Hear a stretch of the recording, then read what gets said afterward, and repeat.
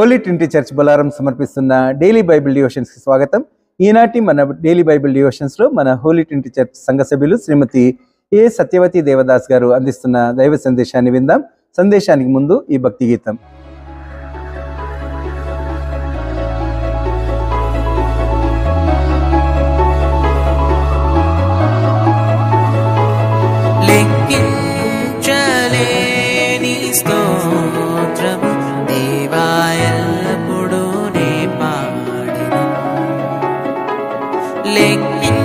లెక్కించలేని స్తోత్రము దేవా ఎల్లప్పుడూ నే పాడెదను.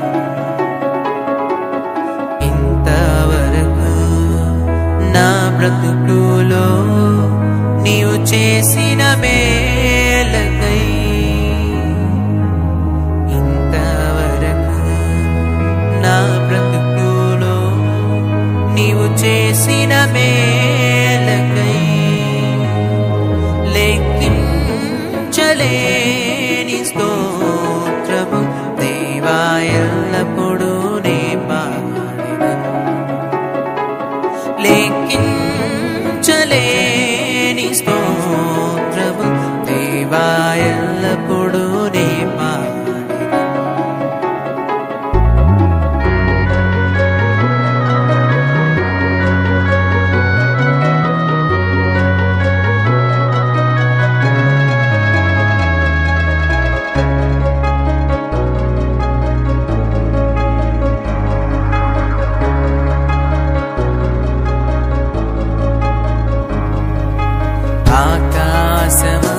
ఆకాశము దాని క్రిందున్న ఆకాశము,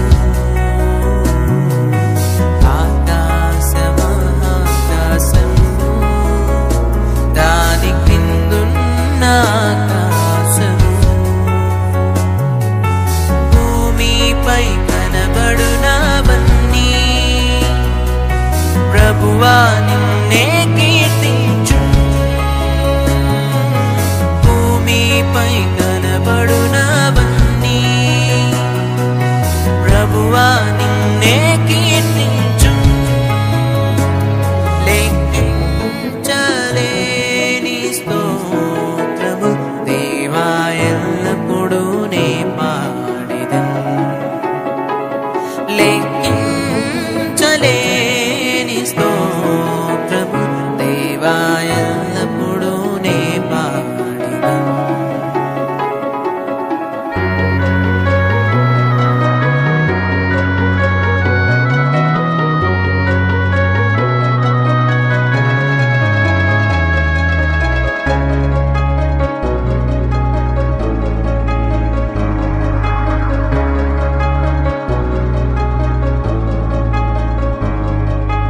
అడవిలో నివసించునవన్నీ సుడిగాలి మంచును,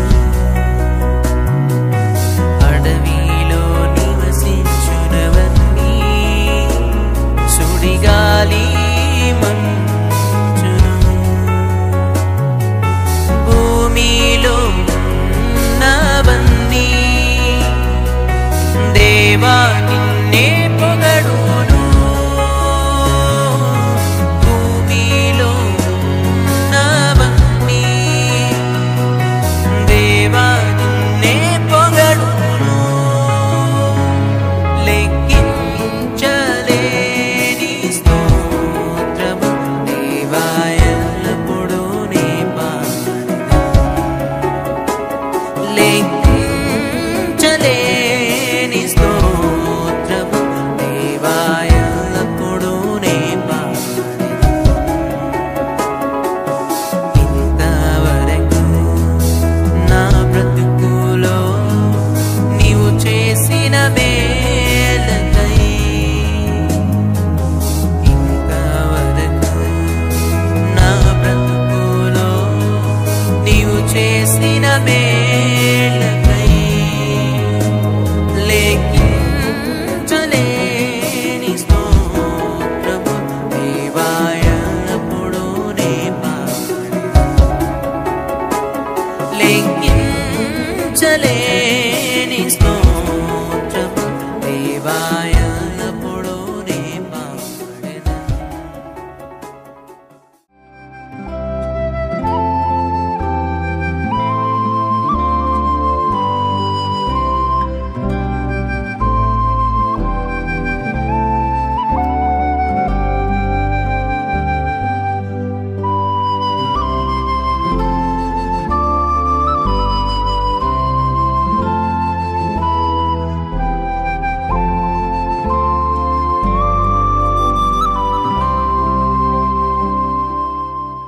ప్రార్థించుకుందాము.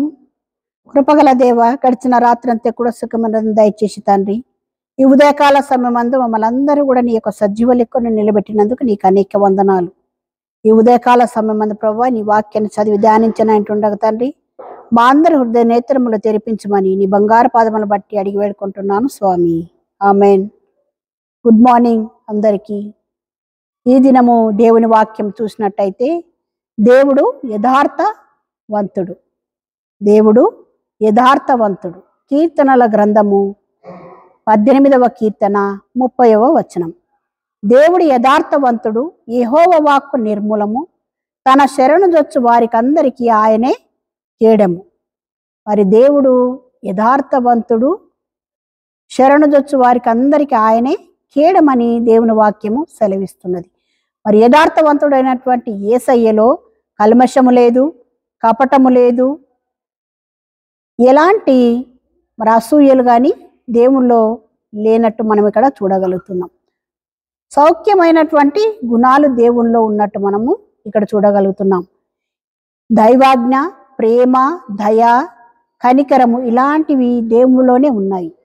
ఇతరులను ప్రేమించేటటువంటి గుణము, అందరికీ తన ప్రేమను పంచేటటువంటి గుణము, తన యొక్క ఆజ్ఞలను, తన యొక్క నిబంధనలను పాటించాలని దేవుడు కోరుచున్నాడు.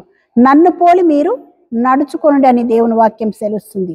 మరి దేవుని హస్తాలతో చేయబడినటువంటి మానవులమైనటువంటి మనమందరం కూడా దేవుణ్ణి మన ముందుంచుకొని దేవుని యొక్క ప్రేమను ఇతరులకు పంచే బిడ్డలంగా మనము ఉండాలి. ఆ విధంగా చేసినప్పుడు సాతానుడు అందరినీ ఎదురు చూస్తూ ఉంటాడు. ఎవరిని మిరింగుదుదా అని, గర్జించు సింహం వలె ఎవరి మిరింగుదునా అని ఎదురు చూస్తున్నటువంటి సాతాను. తంత్రగొట్టుతనం, తంత్రము అనగా కుయుక్తి, ఆ సాతానులో మనకు ఉన్నట్టు కనబడుతున్నది. మరి తన యొక్క కుయుక్తి ద్వారా, కుతంత్రాల ద్వారా ఏ మానవుణ్ణి పడగొట్టాలి, ఎవరిని పడగొట్టాలని వెతుకుతూ ఉంటాడు. మనం ఎప్పుడైతే దేవుని యొక్క ప్రేమ నుండి కానీ, దేవుని యొక్క తలంపు నుండి కానీ మనము వేరైనమనంటే సాతానుడు మనల్ని పట్టేసుకుంటాడు. మరి ఆ విధంగా మనము సాతానునికి దొరకకుండా, సాతానునికి చిక్కకుండా పరిశుద్ధ గ్రంథాన్ని మనము చేత పట్టుకొని దేవుని యొక్క వాక్యాన్ని మన హృదయంలో ఉంచుకొని మనము దేవుని వైపు చూస్తూ ముందుకు నడవాలని దేవుడు కోరుచున్నాడు. మరి యోహాను సువార్త 1వ అధ్యాయము 1వ వచనం చూసినట్టయితే, ఆదియందు వాక్యం ఉండెను, వాక్యం దేవుని యొద్ద ఉండెను, వాక్యమే దేవుడై ఉండెనని వాక్యము సెలవిస్తున్నది. మరి శరీర రీతిగా దేవుడు మన మధ్యలో లేడు, కానీ ఆయన యొక్క వాక్యం అనగా ఈ బైబిల్ గ్రంథము మన మధ్యలోనే ఉన్నది. ప్రతి నిత్యము మనం ఆ బైబిల్ను చదువుతూ దాన్ని ధ్యానిస్తూ దాని ప్రకారంగా జీవించాలని దేవుడు ఈ దినమున మనల్ని కోరుచున్నాడు. మనలో ఉన్నటువంటి కపటమైనటువంటి వేషాలు కానీ, మోసాలు కానీ, కుళ్ళు కుతంత్రాలు ఏవి ఉన్నా వాటన్నిటిని తీసివేసి యథార్థవంతుడైనటువంటి దేవుడు నాతో ఉన్నాడు, నాలో ఉన్నాడు, నా కుటుంబంలో ఉన్నాడు, నా సంఘంలో ఉన్నాడు అనేటువంటి మనసు కలిగి మనమందరము జీవించాలని దేవుడి దినమున కోరుచున్నాడు. అట్టి కృప దేవుడు దీవించి ఆస్వాదించును గాక. ఆమేన్.